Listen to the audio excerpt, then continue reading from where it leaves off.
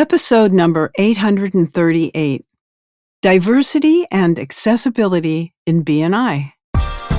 You're listening to the official BNI podcast with BNI founder and Chief Visionary Officer, Dr. Ivan Meisner. Stay tuned for networking and referral marketing tips from the man who's been called the father of modern networking, along with suggestions and insights into getting the most from your membership in the world's largest networking organization, BNI. Hello, everybody, and welcome back to the official BNI podcast. I'm Priscilla Rice, and I'm coming to you from Live Oak Recording Studio in Berkeley, California, and I'm joined on the phone today by the founder and the Chief Visionary Officer of BNI, Dr. Ivan Meisner. Hello, Ivan. How are you and where are you? Hi, Priscilla. I am actually in Austin this week. I've got a fundraiser for a charity and a nonprofit organization who's a member of BNI, Austin Child Guidance Center. And my late wife, Elizabeth, was really active with that organization. So we're doing a little fundraiser for them this week here in Austin at my house. Oh, that's great. Yeah. So I have a guest this week. Her name is Claudia Thompson. Claudia has been on twice before. This is her third visit. And we're going to be talking about diversity, equity, and inclusion, and basically accessibility to BNI meetings. Claudia is the managing director for the New York CORE region. She's been a BNI member for 20 years. Wow. She had to have joined when she was 16. I've met Claudia. She had to have joined when she was 16 because I can't believe she's been a member 20 years. And she has served in multiple chapter leadership positions and has been a launch director, consultant, and area director of senior launch consultant, and currently is the chair of the Diversity, Equity, and Inclusion panel at BNI. So we've got a few things we're going to talk about here on an area that is clearly in her wheelhouse and her expertise. The first is something that I've seen from time to time, not often, but from time to time in BNI, and that is accommodating the visually impaired or hard of hearing members. Talk about that a little bit, Claudia. And by the way, welcome back to BNI Podcast. Thank you. Thank you so much for having me. Thanks for also saying I was 16 when I joined. That's what I'm going to walk away with in this conversation. So, I have a passion for diversity for a long time, and I really tapped into this, particularly visually impaired and blind folks, because my mother has glaucoma and is now learning how to navigate with being legally blind. So there are a lot of things that we can do for specifically folks who are visually impaired. And so obviously, if a space allows animals, so my mother doesn't have a seeing eye dog, but a place that would do that would also cover service animals for folks who need those. Clearing paths, right? I asked her this, like for people to clear paths, like so they don't have their bags on down on the ground or computer bags in the way. For my mom, she can see very little, but she has no periphery. So she can typically trip over things. So a lot of folks, whether they can see a little bit or not at all, clearing the paths during the meetings is really helpful, making sure that everything is spaced evenly. Lighting is critical. She had mentioned this too, like when there's low or poor lighting, it's very difficult for them to be able to navigate as well if they do have some vision. So those are some of the key things as well. And then of course, enunciating clearly and concisely so they can understand and spelling things out, if you will, not making assumptions, because a lot of times people use their visual to understand. And so when that sense is taken away, making sure that we spell things out literally for them. So those I've are also seen members, particularly with members who are visually impaired, where members will make sure to greet them as they come into the meeting, and the person who's visually impaired will hold on to their arm as they walk to the table or stand and visit with people. So anything you can do to help somebody like that is always appreciated. Yeah, 100%. Because if they don't have a cane or a dog, people won't always know. My mom started using the cane more so to kind of let people know it looks like I can see well, but I can't. Yeah. And so she'll grab onto someone's arm to guide her. So that's another really good one. And for the hearing impaired, did you Mhm. talk about that already? Well, no, but yeah. So we actually, in one of our DEI webinars, we interviewed a vice president who is down in Charlotte area, and she has 98% hearing loss.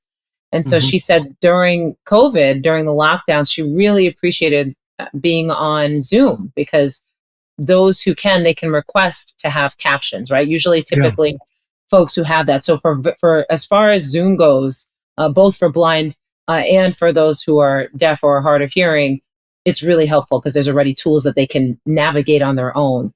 However, if you're at a meeting, being able to speak in front of the person, a lot of people can read lips, not making the assumption that they sign or read lips. Some people, this particular woman did not sign at all.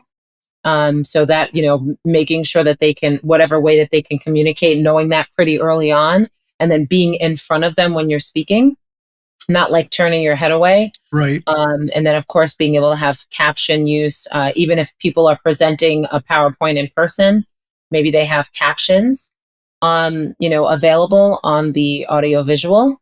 And then signage when applicable, any kind of, again, spelling things out, but in writing. Allowing an interpreter, and I don't know how this would work. I know my chapter would be more than accepting, but having someone maybe not have to pay the fee, maybe they pay for their meal, but having someone be able to attend each week, unless in fact interpreter is their business. But if they need an interpreter there, like a sign language interpreter, that they would be able to also attend and I've seen accommodate and chapters whatever. that have done that and allowed that. Yeah. Another thing I'd recommend is the use of an app like Otter, which Hmm. immediately transcribes things in writing. So it would just need to be reasonably close or centered. I found that app, and I'm sure Hmm. as this podcast sits here for years, there'll be other apps in addition to that. One Yeah. other thing on the visually impaired, I know one of my books has been done in Braille, World's Best Known Marketing Secret, and of course, Audible is great, and most of my books are now done on Audible. Oh, which is fantastic. I mean, I Yeah, even myself, I typically get books on Audible. yeah, I know the Perkins School for the Blind, which is in Massachusetts, actually will translate most books into Braille for folks as yeah. well. Any books that I own the copyright on, Mhm. I am happy to give them the rights to translate it to Braille. Yeah, that's fantastic. Yeah, awesome. So members with developmental delays, this is the second Hmm. or technically the third category. Hmm. Challenges like autism. Do you want to talk about that briefly? Yeah, absolutely. So, and again, this was another topic that we've been getting a lot of requests on, particularly folks who might be on the spectrum. So they may not be developmentally delayed in all cases, but they do deal with social challenges. So again, speaking clearly is key. Not using the use of language in all of these cases is also really important. So not saying things like stupid or dumb, like saying, "Oh, I'm so dumb, I said that." You'd be, pretty mindful to not have that. Hmm. And then also being mindful of sounds and flashing lights. So a lot of like loud sounds can really cause disruption as well. So not being too loud, not saying things close by to them, and then also maybe not using slang or phrases that might be hard to understand. So being really direct and trying to avoid things like small talk, sometimes like not getting offended as well if they're not receptive to small talk. So So I belong to an organization. I've mentioned it before, the TLC, the Transformational Leadership Council, and one of the members has a developmental challenge in terms of he has a hard time recognizing faces, which is a very mm, mhm. unusual challenge. And so he just asked everyone. He was very clear with everybody about his challenge. He just asked everyone that when they see him, just say, "Hi, this is Ivan." And you know, at some point, he recognizes a face, but it was helpful for him to get to remember people by just using their name or making sure to wear their name tag. Yes, that Yeah, wearing name tags is everything. I it's really think that that's a important. big piece of it. So if you forget it, it may be a challenge. And again, people might take offense to Yeah, think they couldn't even remember me. yeah. But of course, yeah. So they're keeping those in mind. So we're almost out of time. And the third category is learning challenges. You want to talk briefly about that? Yes, definitely. And I know that you have some insight into this as well. So for myself, actually, I have ADD or neurodivergent. And so a lot of times people will say things and I have to stay focused. Now, if again, however people manage that, whether it's medication, whether that's therapy, whether it's, who knows, there's different tools. I use, myself, I use different tools, but for ways to understand, but having patience with folks because you just don't know what they might be dealing with and how they process information when you're sharing. So sometimes something that's not understood or written well in a newsletter, or even on Business Builder, I know that we're reevaluating all of our tools, and hopefully that's something kept in mind with folks. And then even particularly with specific learning challenges like dyslexia, Yeah. where the letters are funny to people or they read things differently. Well, we need to wrap here in just a minute. And I wanted to mention dyslexia. I've got a good friend who's working on a book right now on dyslexia. His name is Jamie Waller, and he's working on a book. And one of the people that I have met many times who's dyslexic and a billionaire is Richard Branson. So, very successful people can have these kinds of learning challenges and yet be successful and be great BNI members. Oh, that's wow. Members need to keep that in mind. All right. I know you've got one other thing. We've got about 15 seconds left. The accommodating visitors and members who are disabled. Sure. So just thinking about venues, especially I come from, you mentioned a launch background. And I remember one of the things that I would always keep at the forefront is this place accessible? Yeah. Here in the States, we have, ADA, which is the American Disabilities Act compliance.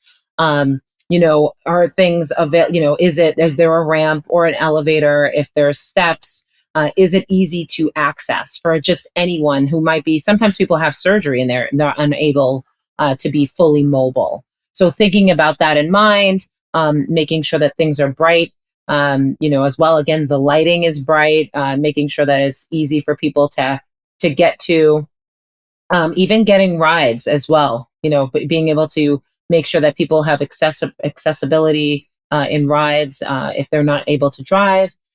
Always remember to speak clearly, concisely, and then also keep in mind, of course, without bias or microaggressions. And then one big thing that we often see with those who are not able-bodied, they're often infantized. So assuming that somebody's ability or inability based on a disability that they may have. So keeping those things in mind when you're at the meetings. But again, accessibility is definitely key.